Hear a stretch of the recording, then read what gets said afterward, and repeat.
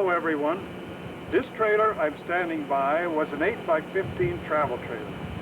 The interior was replaced with racks, shelves, and drawers to load the Great Taylor Circus for traveling and showing. The Great Taylor Circus is a hand-built miniature constructed in HO and 1/8" scale by yours truly, Auburn Taylor.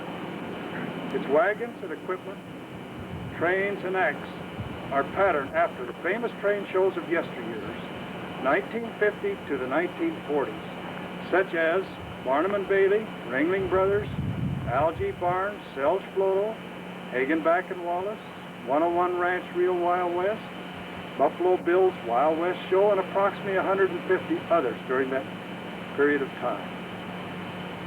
This is not represented to be an exact replica of any original, but it's only to show how a circus traditionally was.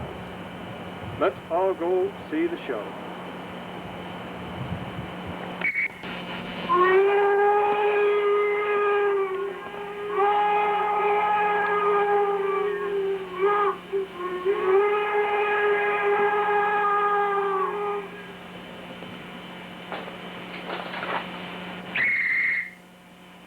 Children of all ages, thank you for joining me for the show and a visit to the Great Taylor Circus. There were circuses before there were railroads. The early day circuses traveled by horse-drawn wagons. Some were 2 or 3 wagon shows. Others were up to 100 wagons using 400 horses, dozens of employees, and had many attractive wonders and performers and artists. It was always a huge yearly event. The circuses traveled at night through all kinds of weather, sometimes making only 2 or 3 miles per hour, playing towns 10 or 15 miles apart, this being each town's biggest event of the year. When the Iron Horse appeared, the horse shows quickly gravitated to railroads. Just as later they would turn to motor trucks. When the Golden Spike was being driven at Promontory Summit, Utah, May 10, 1869, a circus was already en route to the West Coast by train.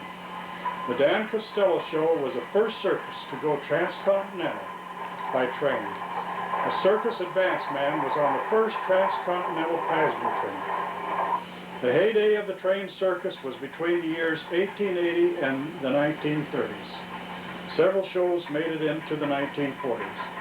The Great Taylor Circus is built to depict the years before 1940.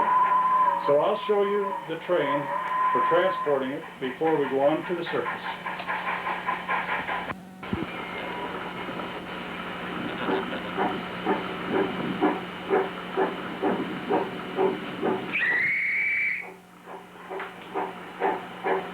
What a thrill a person got to get out of bed in the dark hours of night and hurry down to the railroad yards to watch the circus train arrive and see them unload tons and tons of trappings.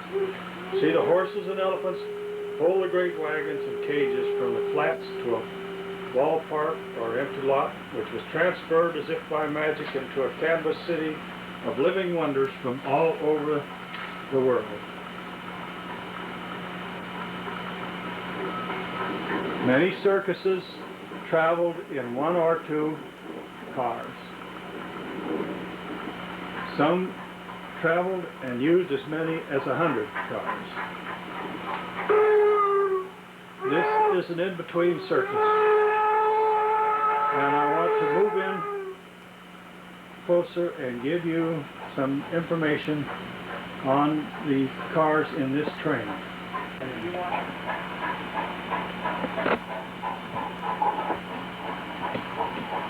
The equipment was unloaded from the flat cars through the use of runs on a ramp. You might get a shot of the run right here. The fellow steering the wagon is called a puller. He steers the wagon, and the team of horses you see off to the right is pulling the wagon. Back here if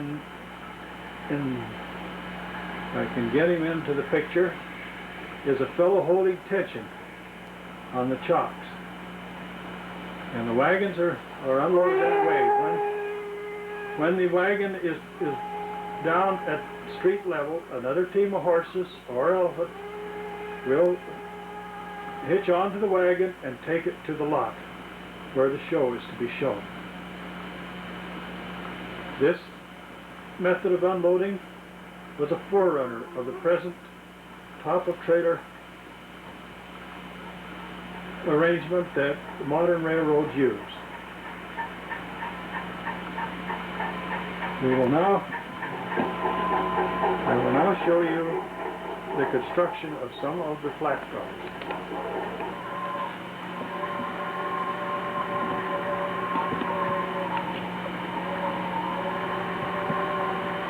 You see the large locomotive.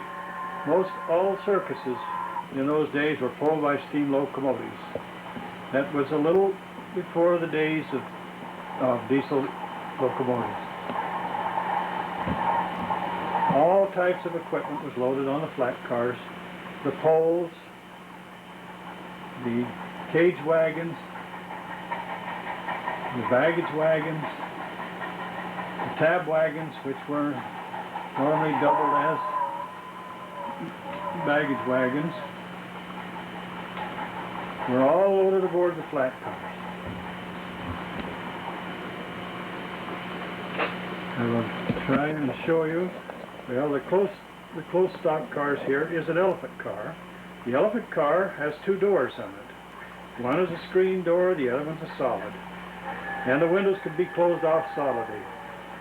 Elephants were very susceptible to colds and pneumonia, so the temperature had to be controlled. This was back before the days of air conditioning.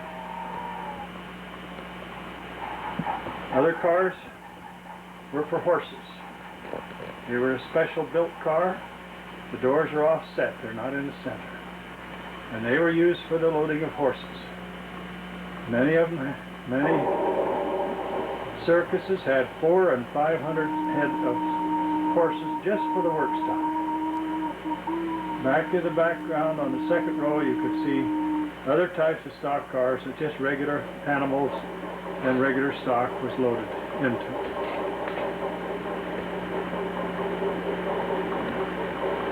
The coaches, which was normally on the last section of the train, carried the performers and a lot of the personnel they used in setting up the circuses. Some of the largest circuses carried as many as 1,500 people.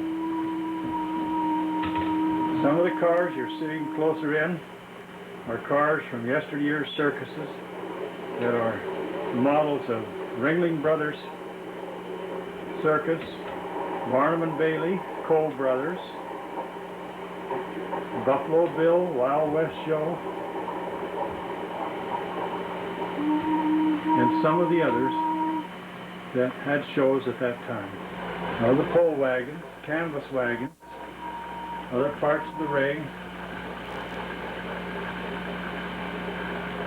and also cage wagons.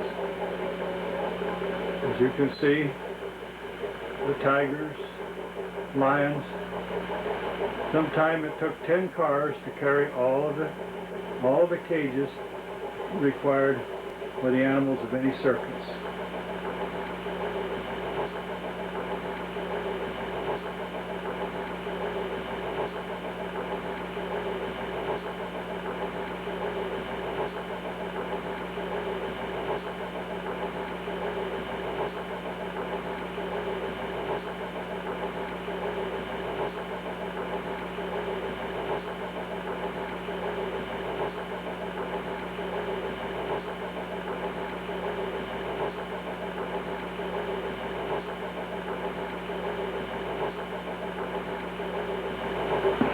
I want to move back and give you one more glimpse of Promontory. I came back to show you additional things at Promontory. It was quite a historic event, and it's known as a big event, and to show you some of the important people. As I told you before, the fellow in the white with a hammer is Governor Stanford, of the Central Pacific and driving the Golden Spike, which had $400 worth of gold. The other fellow watching him is Durant from the Union Pacific. In the foreground, the two gentlemen joining hands are the chief engineers of the respective roads. There is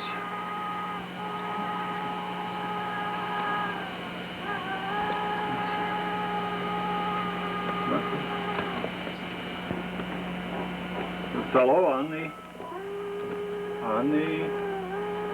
right is General Dodge, and there's Montag from the Central Pacific. They join hands. You notice the fellows on the pilot beams with their champagne ready for the ceremony. When the Spike was driven, the locomotives were brought together and their pilots were touched. And at that time, there was a joint telegram from Stanford and Durant sent to the President Grant saying, "Done." As you notice, the people that came, this locomotive 119 of the Union Pacific was a coal-burning locomotive, and the Jupiter of the Central Pacific was a wood-burning locomotive. And you can see various things there. There's an old skeleton of a dead cow, old wagons, construction equipment here and there. In fact, there on the end, you can see behind that brush, a little coyote come up to see what the excitement was.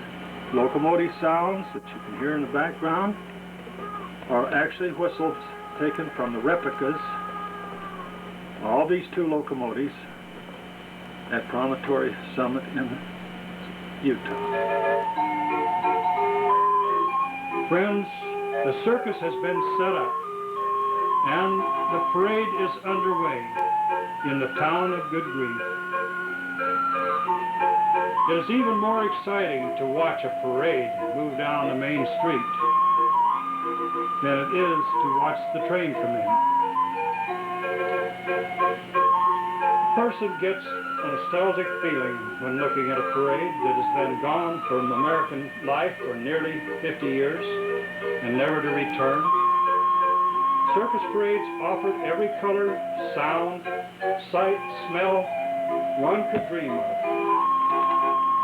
A parade indicated the size of a circus, and some parades were elaborate, with horses, elephants, camels, snarling wild animals, cage wagons, chariots, tableau wagons, all with ornate scrolls and carvings.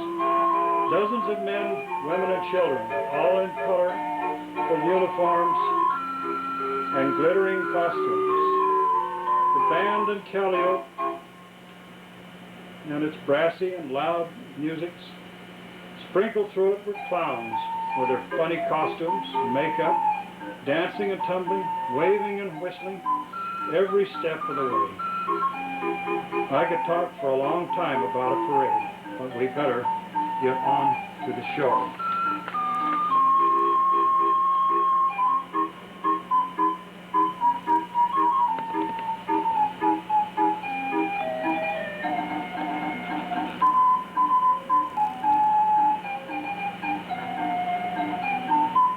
Close-up shots of the parade.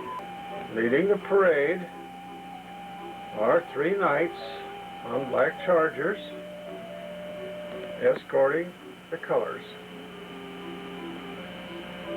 Behind that are 2 chariots with the performers, the entertainers. Those are probably the star performers for the circus, along with a couple of little buggies carrying more dignitaries. This little handsome carriage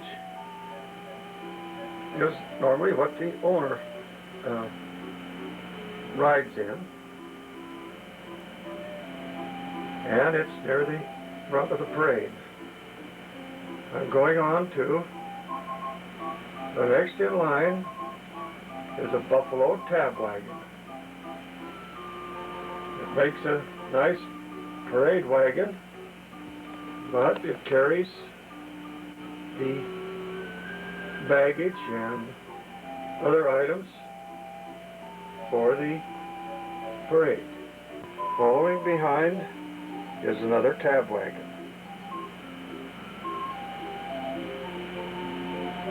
Behind that is a 33-piece band. A marching band. Normally, they aren't marching. They ride in wagons. Behind that is the Goliath wagon. Goliath was a large sea elephant weighing around 5 tons. He was acquired by Barnum and Bailey in the 1930s. He was quite an attraction.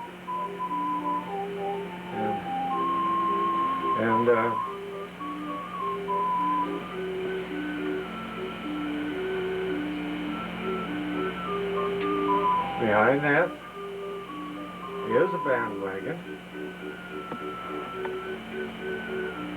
That is the Mother Goose tab wagon. Although a lot of performers are riding the top, it was normally the wagon that the band rode in. On the side is a little picture of a lady that has a pig caught by the back leg, and it's a little picture that I painted probably 40 years ago. Behind the Mother Goose tab is Arafat and his camel brigade. Behind that is a cage wagon. Looks like it has a black panther. Now we move to the next wagon.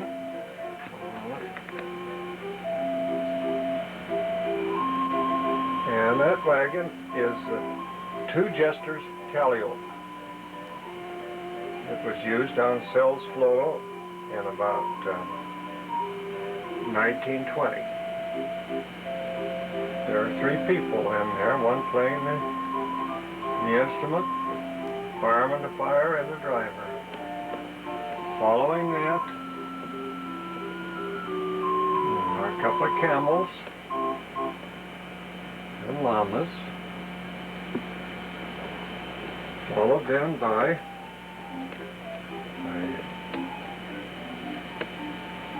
two cage wagons,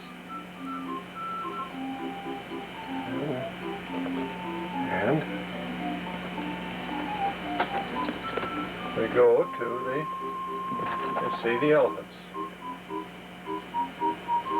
Nowhere except the Taylor Circus you'd find elephants 3 abreast. They normally go single file. Yeah, let's see here.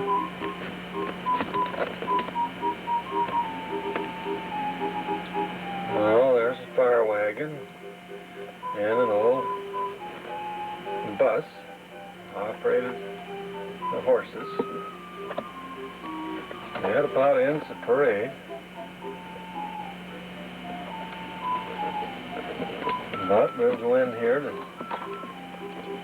show you some of the old town of Good Grief. Near the station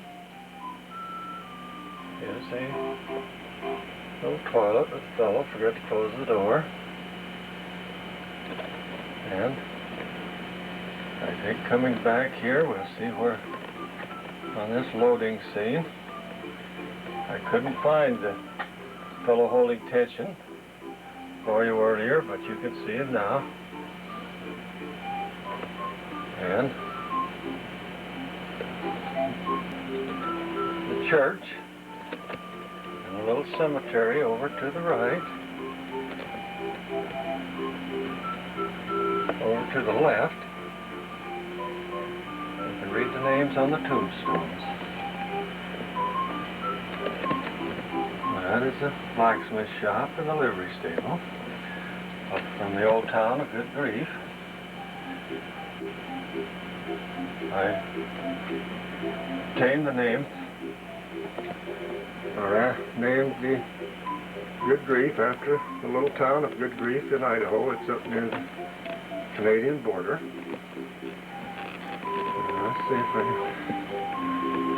can focus on this. You can see the farther west saloon and some of the spectators along the street.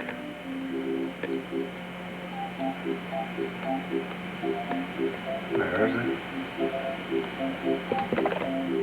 the printing office where they print paper. And there is the jail and the sheriff. You can see the sheriff out front. There's the laundry and the barber shop and the Golden Eagle Hotel. You can see the madam standing out in front with her dog. Some of the girls are upstairs. There's Wells Fargo, the Galley West Saloon, the assay office and loan office. You can see A.B. the loan shark out front. And there's the general store. And that about covers the town of Good Grief.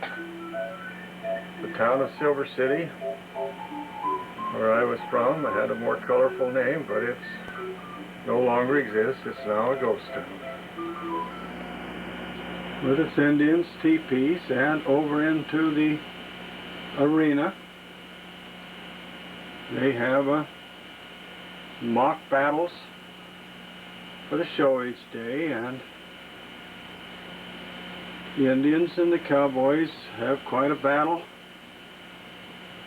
kill each other off, but they're always there for the next show. Generally they're rescued by the cavalry. Here comes a troop of cavalry and rescues them. The fact that there's a teepees and Indians at the end of a railroad yard is something that has happened in the past. When we built the East Yard at Spokane, Washington for the Union Pacific in 1959, the general car foreman at that time said that when he was a boy, the Indians wintered in the exact location where the yard was being constructed. And at that time we used, he said there would be 200 and 300 teepees set up there for the entire winter.